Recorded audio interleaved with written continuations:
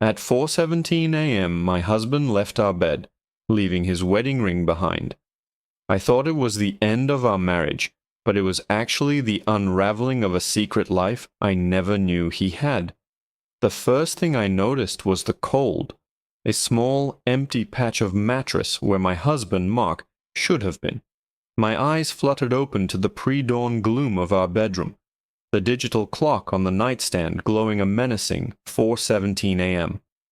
A faint sound from the walk-in closet, a soft, deliberate zip, was what truly pulled me from the dregs of sleep. I lay perfectly still, my breathing even, feigning the deep slumber I'd been in just moments before. My heart, however, began a frantic, silent drumbeat against my ribs. Mark never woke up this early. He was a man of routine, a creature of comfort. His alarm was set for 6:30 a.m., sharp, every single day. For 7 years of marriage, that had been our rhythm. Coffee, a shared newspaper, a kiss goodbye at the door. This silent, stealthy movement in the dark was alien. Through my eyelashes, I watched his silhouette move with a purpose I didn't recognize. He wasn't frantic or angry. He was methodical, quiet, like a soldier on a secret mission. He pulled his old canvas backpack from the top shelf, the one he used for hiking years ago, not his usual leather weekender.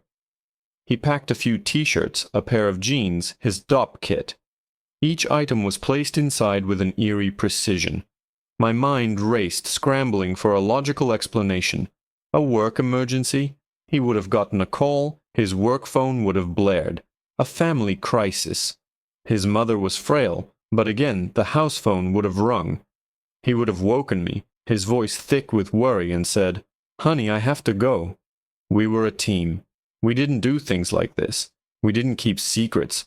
We didn't sneak out of our own home in the dead of night. I kept my eyes closed as he walked back towards the bed. I could feel his presence, his warmth hovering over me for a moment. I braced myself for a touch, a gentle kiss on my forehead, a whispered explanation that would make this all make sense. But it never came. Instead, I felt a faint shift in the air as he turned away. He slid his wallet and keys from the dresser, leaving his wedding ring behind, glinting dully next to my jewelry box. The sight of it, a lonely gold band in the gloom, sent a shard of ice through my veins. This wasn't a work trip. The floorboards creaked softly as he left the room. I listened to his footsteps descending the stairs, the pause at the front door, and then the quiet, final click of the lock engaging. The silence that followed was deafening, heavier and more absolute than any noise could ever be. I sat bolt upright, the blanket pooling around my waist. The cold spot on the mattress felt like a gaping wound. I waited, counting the seconds, expecting his car to start, the familiar rumble of the engine pulling out of the driveway. But there was nothing. He had left on foot. For the next 30 minutes, I was a ghost in my own home. I paced from the window to the bed, my mind a chaotic storm of fear and confusion. I replayed our last evening together. We'd made pasta, watched a stupid comedy on Netflix, and he'd held my hand, tracing patterns on my palm like he always did. He'd kissed me goodnight and told me he loved me. There was no fight, no tension, no hint that our world was about to implode. I grabbed my phone, my thumb hovering over his mom's number, then his best friend Dave's. But what would I even say? "Hi, Mark just packed a bag and walked out of the house at 4 a.m. without a word. Am I crazy?" Just as I was about to give in and call someone, anyone, my phone vibrated in my hand, a harsh buzz against the oppressive silence. A message. It was from an unknown number. My throat went dry as I unlocked the screen. There were no words, just a single image attached. My finger trembled as I tapped to open it. The world tilted on its axis. It was Mark. He was standing in a brightly lit, sterile-looking room that I didn't recognize. Next to him stood a woman I'd never seen before, her hair a cascade of dark curls against a pale blue hospital gown. And in Mark's arms, wrapped in a simple white blanket, was a baby. A tiny, perfect newborn baby. Mark was looking down at the infant, and the look on his face, it was a look of such profound love, of pure, unshielded adoration, that it stole the breath from my lungs. It was the same look he gave me on our wedding day. Then my eyes focused on the woman. She was smiling, a tired but radiant smile, and her hand was resting possessively on Mark's forearm. And that's when I saw it, the final detail that shattered my world into a million pieces. Around her wrist was a hospital bracelet, and on the tiny placard on the bassinet next to them, I could just make out the words scrawled in black ink, Baby Boy Peterson. Peterson. Our last name. The phone slipped from my numb fingers and clattered onto the hardwood floor. I didn't bend to pick it up. I just stared at the spot where it had landed, the image of Mark and his new family seared onto the back of my eyelids. Peterson. The name echoed in the cavernous silence of my house, our house. It wasn't a mistake. It was a declaration, a stake driven through the heart of our 7-year marriage. My breath came in ragged, shallow gasps. It felt like I was drowning in the cold morning air. I tried to stand, but my legs buckled, and I sank to my knees. A wave of nausea so powerful it blurred my vision washed over me. This wasn't a one-night stand. This was a life. A whole secret parallel life he had been living. How long? 9 months at least. 9 months of lies, of shared dinners, of I love yous, whispered in the dark while he knew. He knew he had a child on the way with someone else. My mind frantically rewound, searching for signs, for clues I must have missed. The late nights he'd chalked up to project deadlines. The business trips to cities just an hour's drive away. The faint, unfamiliar scent of a different perfume on his collar that I dismissed as paranoia. Each memory was now tainted, twisted into a new, horrific shape. The most brutal part, the part that felt like swallowing glass, was us. Us. We had been trying for a baby for 4 years. 4 years of hormone injections that left me bruised and bloated. 4 years of scheduled, passionless intimacy dictated by an ovulation app.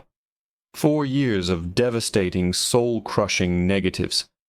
I remembered the last one, just 6 months ago. The doctor's gentle, pitying voice on the phone. I'd collapsed in the hallway, and Mark had held me, his own tears mingling with mine on my cheek.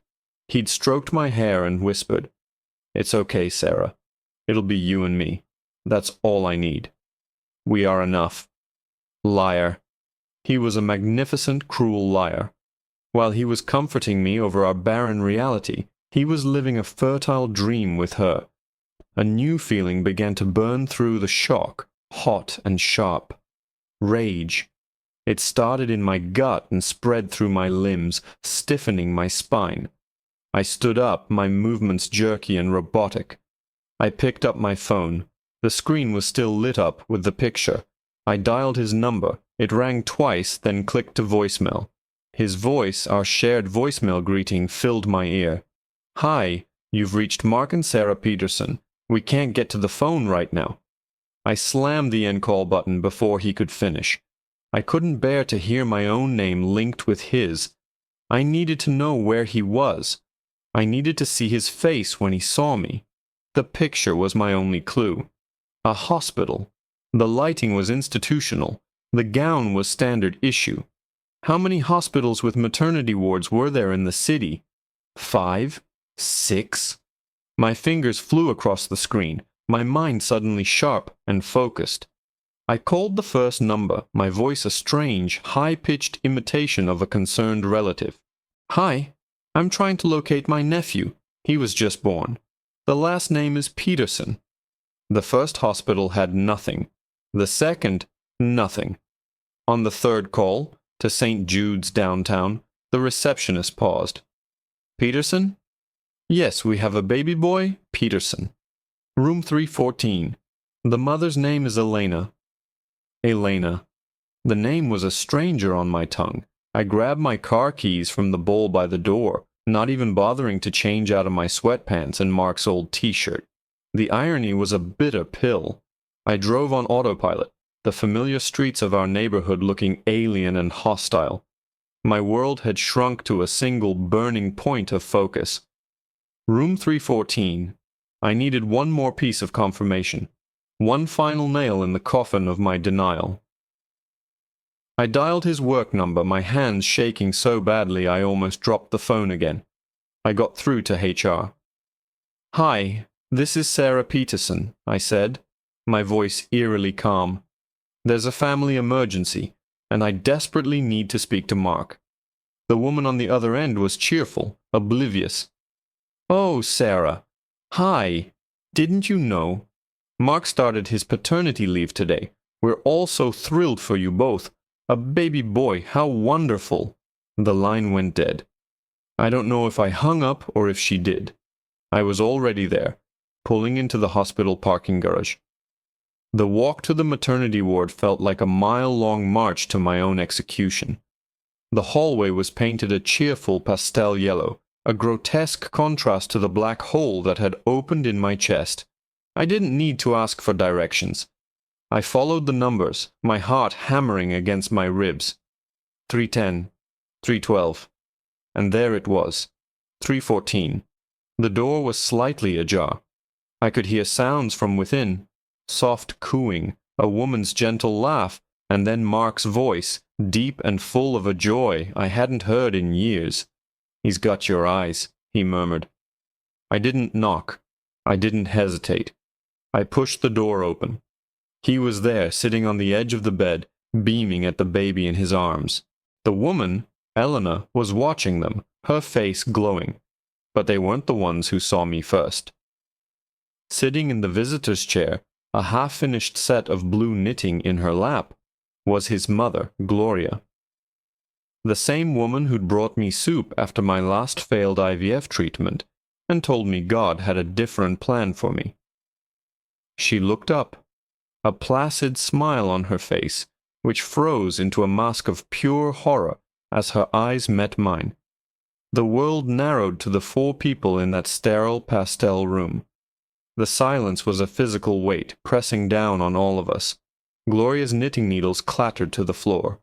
Mark shot to his feet, the baby shifting in his arms, his face a mess of panic and disbelief.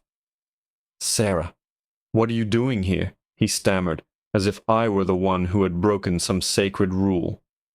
Elena, the woman in the bed, looked from me to Mark, her radiant smile dissolving into confusion and dawning horror.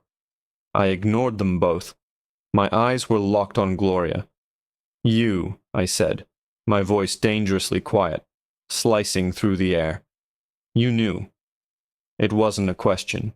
Her inability to meet my gaze was all the answer I needed. She just sat there, looking at the blue yarn pooled at her feet, a pathetic monument to her deception. "Sarah, please," Mark started, taking a step towards me. "Let's not do this here. Let's go home and talk." "Home?" I let out a short, sharp laugh that sounded like breaking glass. "You mean the house where you slept next to me every night for the last 9 months while you were creating this? The home where I cried in your arms 6 months ago because another round of IVF failed? That home?" Every word was a bullet, and I watched them land. I saw the flicker of comprehension on Elena's face. She looked at Mark, then at me, then at the baby in his arms, and a tear traced a path through her post-delivery glow. He hadn't just lied to me. He had built this new life on a foundation of curated truths and devastating omissions. "I was going to tell you," Mark pleaded, his voice cracking. I didn't know how." "It was a mistake, Sarah. A terrible mistake." "A mistake." I finally turned my full attention to him, feeling a strange, chilling calm settle over me. The rage was still there, a white-hot coal in my chest, but it was fueling a clarity I hadn't felt in years. "A mistake is forgetting to pick up milk." A mistake is a one-night stand you regret. This is a masterpiece, Mark. A 9-month calculated, meticulously planned betrayal. The paternity leave from work was a nice touch. I'm sure everyone was so thrilled for us. He flinched as if I'd slapped him. His mother finally found her voice, a weak, trembling whisper. We didn't want to hurt you, dear. With all your troubles. My troubles, I spun back to her. You mean the troubles you sat and gossiped about with your friends while knowing your son had successfully knocked someone else up? The troubles you brought me soup for, patting my hand and telling me I was like a daughter to you. Don't you dare call my pain troubles. I walked further into the room, stopping at the foot of the hospital bed. I looked down at the baby, this tiny, innocent creature born into the wreckage of my life. I expected to feel anger or resentment. Instead, I felt a profound, aching emptiness. He was just a baby. He wasn't the problem. The problem was the man holding him, the man who looked at me with the eyes of a stranger. I pulled the simple gold band from my left hand. It felt warm from my skin. I didn't throw it. I didn't make a scene.